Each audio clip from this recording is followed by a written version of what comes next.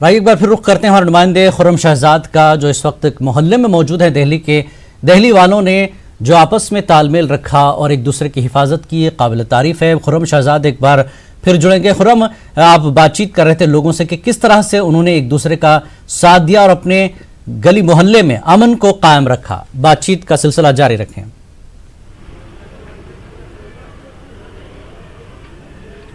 बिल्कुल, यहाँ पर कुछ ऐसे लोग मेरे साथ मौजूद हैं जिनकी मदद हिंदू भाइयों ने की और कुछ ऐसे लोग भी हैं जिनकी मदद मुस्लिम भाइयों ने की। तो ऐसे तमाम मिसालें देखने को मिल रही हैं और जो हमारा समाज जिसको तोड़ने की कोशिश की गई थी उसमें जो नफ़रत की जो एक कोशिश और साजिश हुई थी वो नाकाम हुई है। एक ऐसी खातून मौजूद है जिनकी मदद की थी। क्या हुआ था, कैसे निकलना पड़ा, किस तरह का माहौल था और कैसे एक जो है एक हिंदू भाई ने, एक पड़ोसी ने आपकी मदद की? ये मंडे की बात है सर, मैं घर में थी। 2 बजे के बाद में इतनी चीख पुकार की आवाज़ आई, तोड़ फोड़ की आवाज़ें, जय श्री राम के और सबके नारे चारों तरफ गूंज रहे थे। बाहर के लोग आए हुए थे, वहाँ का कोई नहीं था। हमारे सब पड़ोसी हमें देख रहे थे। हम लोग अचानक रोने लगे इतनी आवाज़ें सुन के। फिर वो हमें अपने घरों में ले गए, पनाह दी उन्होंने हमें कि आप घबराइए नहीं, हम आपके साथ हैं, हम आपके भाई हैं। हमें उनके ऊपर इतना यकीन था कि हमें मुसलमान एरिया में आ नहीं सकते थे, हम वहाँ पर फंस गए। सुबह से शाम तक उन्होंने अपने घर रखा, हमें नमाज़ें पढ़वाई, अपनी चादरें बिछाई धुली हुई। उन्होंने हमें बहुत मदद की, नाश्ता दिया, खाना दिया।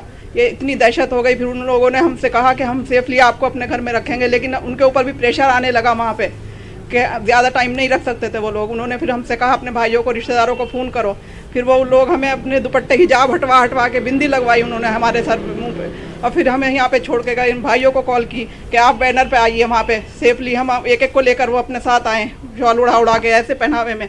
मेरे बच्चे ने, एक ने छोटे ने शलवार कमीज पहन रखी थी, उन्हें पैंट शर्ट दी पहनने के लिए ताकि कोई पहचाने ना ये मोमडन है घर से निकलने के।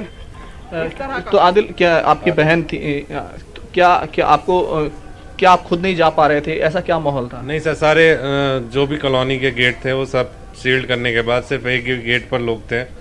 वो गेट के अंदर एंट्री करने से पहले आइडेंटिफिकेशन पूछ रहे थे कि आप मुस्लिम हैं या नहीं हैं। तो किसी भी मुस्लिम को जाने के बाद वो लोग उनके साथ बदतमीजी भी कर रहे थे, किसी को एंट्री नहीं करने दे रहे थे। ये लोग थे अंदर जो छुपे हुए थे, किसी ने पनाह दे रखी थी, जो उनके खास लोग हैं। बस उनकी भी लिमिट थी कि एक लिमिट तक हम रख सकते हैं। जब उनके पास उस लोगों का प्रेशर आने लगा कि उन्हें बाहर निकालो, सब कुछ करो, तो ये लोग, उन लोगों ने भी कह दिया कि अब आपको यहाँ से निकलना पड़ेगा, हम जिस तरीके से निकालेंगे उस तरीके से आपको जाना पड़ेगा। अब खौफ में आते हैं जी, 100-200 लोग इकट्ठे अगर आएंगे तो 1-2 घर वाले जो हिंदू लोग हैं ना वो भी नहीं संभाल पाते। एंटी सोशल एलिमेंट जितने भी हैं वो सारे काम कर रहे हैं। हम और आप लेके हथियार लेके नहीं खड़े हो जाएंगे। हमारे सामने वाले हैं, हम लोग हमारे पास हथियार भी नहीं होंगे, लेकिन इनके पास हथियार आए कहाँ से, ये पूछिए इनसे, कहाँ से इनके पास पिस्टल आई? अब ये जो खौफ के 3 दिन गुजर गए हैं, हालात नॉर्मल हो रहे हैं, बहुत बुरे गुजरे हैं। रातों भर जाग रहे हैं। ये 7 बजे तक जाके अभी भी 2-2 घंटे दिन में सो रहे हैं पूरे सब लोग, हमारे सामने वाले भी, हिंदू भी मुस्लिम भी। बस हमारी जो कॉलोनी है वही बची हुई है। अगर आप देखोगे यहाँ पे इतनी तोड़फोड़ नहीं हुई है क्योंकि हम सब लोग मिलके रह रहे हैं। ऐसी अगर सब लोग करते, ये सब होता, तो हो सकता है ये आज इतना खौफनाक मंजर जो आप मिल रहा है देखने को वो नहीं मिलता।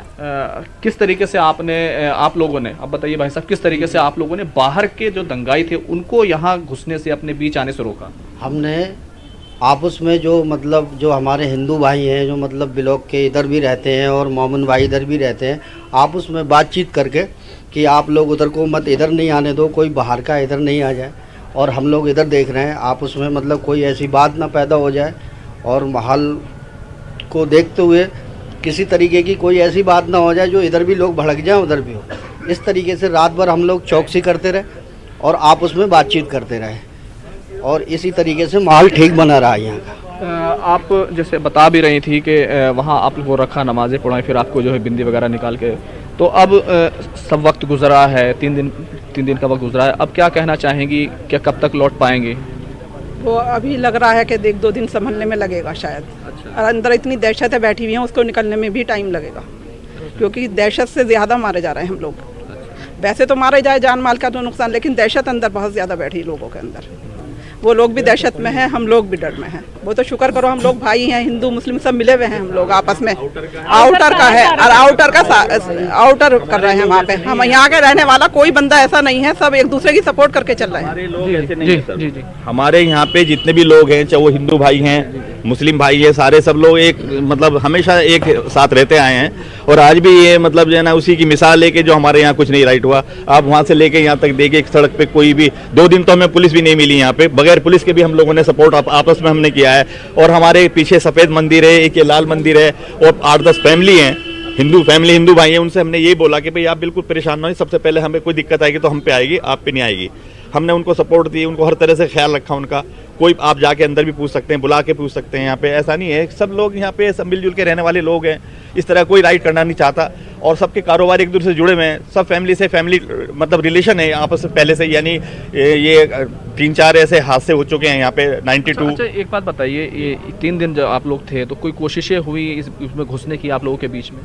नहीं आए लोग बाग, हमें अफवाहें उड़ती रही ऐसी कि भाई इधर से आदमी आ रहा है, उधर से आदमी आ रहा है, लेकिन हमारा आपस का कॉम्बिनेशन इतना अच्छा रहा कि हमने यही बोला था पुलिस को, हम दोनों समुदाय के लोग गए पुलिस के पास भी, हमने उनसे ये बोला कि भाई हमें आउटर आदमी नहीं दिखना चाहिए यहाँ पे, ये हमारी जिम्मेदारी है, हम अपने इलाके को आपस में देख लेंगे। लेकिन आप कुछ लोग आए, ऐसा नहीं कि नहीं आए, बाइक पे स्कूटर पे मायना करके गए, इधर से निकल के गए, वो देखा रात में भी इस तरह के हंगामे शोरगुल आवाज़ें आती रहीं। तो मतलब ये ऐसा नहीं, लेकिन ये हमारा आपस का एक कॉम्बिनेशन रहा, आपस में एक रहा कि हमने एक दूसरे को पकड़ रखी अच्छी एक दूसरे पे, तो ये इसको हम आज देख रहे हैं, आपके सामने मिसाल है ये। अच्छा दूसरी ये पुलिस का रवैया हमारे यहाँ बिल्कुल भी नहीं सही रहा। पुलिस हमें 2 दिन बाद प्रोटेक्शन मिली है यहाँ, और वो भी इतनी ज्यादती कि उन्होंने बजाय हमने उनसे ये बोला कि भाई हमारे जो मौजूद लोग हैं वो यहाँ एक दूसरे पे नजर रखे हुए हैं, उन्होंने उन्हीं को बाद में रात में जब जैसे रात होती थी ना, वो उसी तरह का उनका मतलब जो है ना रवैया होता था, वो आगे राउंड लिया चले गए। अच्छा टेयर गैस वगैरह छोड़ा उन्होंने, जबकि यहाँ ऐसी उसकी जरूरत भी नहीं थी। अच्छा जी, वैसे तो यहाँ नदारत थी पुलिस 2 दिन रही नहीं पुलिस यहाँ पे, मैं आपको बताऊं। अगर हम लोग आपस में मतलब आप लोगों ने अपनी हिफाजत खुद की? जी खुद करिए। अगर उस 2 दिन हम लोगों का आपस का कॉम्बिनेशन ना होता तो यहाँ कुछ भी हो सकता था, मैं आपको बताऊं। ये हमारे आपस आए घुसे, लेकिन हम लोग दोनों वो हमारा यमुना विहार का एरिया है सामने, यानी एक तरह से ये कहिए कि 2 फैमिली है, एक फैमिली इस तरफ रह रही है, एक फैमिली इस तरफ रह रही है। हमने कभी ये सोचा? आप कुछ कहना चाह रहे हैं? सर मैं बिल्कुल इसलिए कहना चाह रहा हूँ, मैंने अभी फादर को भेजा, कल हमने यहाँ पे जितनी भी रखवाली हमने आपसी रखवाली करी है, पुलिस का कोई सपोर्ट नहीं था। कल हमने यहाँ रेजिडेंशियल वेलफेयर एसोसिएशन हमने सबने मिलकर एक थाने में जाके एप्लीकेशन देनी चाहिए कि भाई यहाँ पे हमारे को कोई सपोर्ट नहीं रहा है पुलिस का किसी पीसीआर का, तो यहाँ पे मल्टी जिम है, यहाँ पे एक पीसीआर खड़ी हो जाए ताकि हमारी यहाँ पे सेफ्टी रहे, हमें एक महसूस हो यहाँ पे सेफ्टी की भैया यहाँ पे हमारे लिए कोई सपोर्ट में खड़ा है। क्योंकि आप देखेंगे यहाँ पे मदर डेयरी पॉइंट है, यहाँ पे परसों इतनी पब्लिक थी, अगर कोई भी भगदड़ मचती तो वहाँ नहीं भागते, वो इधर ही आते दंगा फैलाने के लिए। तो हमने लेटर दिया, बट हमारा लेटर एक्सेप्ट नहीं हुआ। अभी मैं आपको प्रूफ दिखा रहा हूँ लाके। अच्छा भाई, अब ये दहशत के दिन गुजरे, हालात लौट रहे हैं, क्या मैसेज देना चाहेंगे? भाई साहब मेरा नाम मोहम्मद कैस है, मेरी गोंडा चौक पे शॉप थी एल्युमिनियम की, जिसे कि शरारती तत्वों ने पूरी तरह लूट ली है। लेकिन मेरी भी थी, मेरे बहनों की थी, मेरे छोटे भाई की भी थी। लेकिन हमने जो है ना, हमारे जो गली में एक दुकान है जुगनू की, हिंदू भाई की, उसको टच भी नहीं होने दिया हमने टच नहीं होने दिया, हम खुद खड़े रहे। जबकि मेरी अपनी निजी दुकान लूटने के बाद जो है ना, मैं वहाँ खड़ा हूँ कि भाई ये टच नहीं होगी। हमने बहुत ही मतलब संयम से काम लिया है। क्या आप लोग अब दहशत से निकल पाए हैं? इस पूरी जो 3 दिन गुजरे दहशत के बीच, रात तक भी दहशत थी। जैसे वो गाड़ी चला दी गई है, ये पता नहीं लग पाया कि ये लोग आए कहाँ से थे, कौन थे, क्या थे। ठीक है, फिर भी हमने दोनों ने, यमुना विहार वालों ने भी और इधर सुभाष मोहल्ले वालों ने भी। आज रात में जो 4 बजे के करीब जो है, जब आप लोग पहरा दे रहे थे, अचानक जो गाड़ी जली उसकी बात कर रहे हैं? जी, वो जो रात गाड़ी जली है उसी की बात कर रहे हैं हम। ठीक है जी, दोनों ने मिल के बुझाई है उसे, फायर ब्रिगेड तक नहीं आ पाई है यहाँ। 3 बार 4 बार कॉल किया, 101 बहुत बिल्कुल, जब हम आपसी हमने आग बुझा दी यहाँ पे लोगों ने, उसके बाद आई है फायर ब्रिगेड। तो देखिए ये तमाम लोग हैं जिन्होंने एक सीधा फार्मूला बनाया कि बाहर का कोई आदमी यहाँ पर नहीं आएगा, पुलिस से भले से सपोर्ट ना मिला हो। यही वजह है तमाम लोगों ने जो हिफाजत की है वो खुद अपनी हिफाजत खुद की है, कॉम्बिनेशन बनाया, बाहर का कोई नहीं आया, इसलिए आज ये इलाका महफूज है। और वो एक बड़ा मैसेज दे रहा है कि बाहर के शरारती तत्वों को, शरारत पसंद अनासिर को अगर आप अपने बीच नहीं आने देंगे तो आपका तहफ़्फ़ुज़ जो है वो ज़रूर हो पाएगा। जी खुर्रम, एक चीज़ और जानना चाहेंगे उन तमाम जिम्मेदार वहाँ पर जो लोग हैं मोहल्ले के, कि जो खौफ का माहौल है पूरे दिल्ली में, जैसा कि उन्होंने कहा कि अभी खौफ बाकी है, इस खौफ को ख़त्म करने के लिए आपस में किस तरह का तालमेल हो और क्या मैसेज वो पूरी दिल्ली, पूरे देश को देंगे कि फसादियों को रोकने का तरीका इससे बेहतर नहीं हो सकता कि आपस में आप एक दूसरे के साथ जुड़ जाएं।